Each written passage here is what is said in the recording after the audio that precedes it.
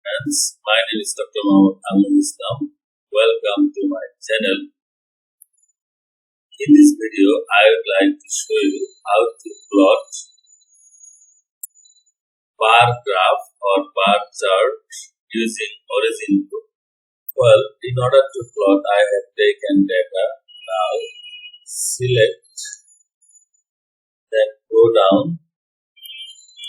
Click here. See, there are several options for bar graph.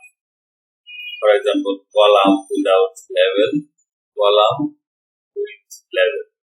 Let us click column with level.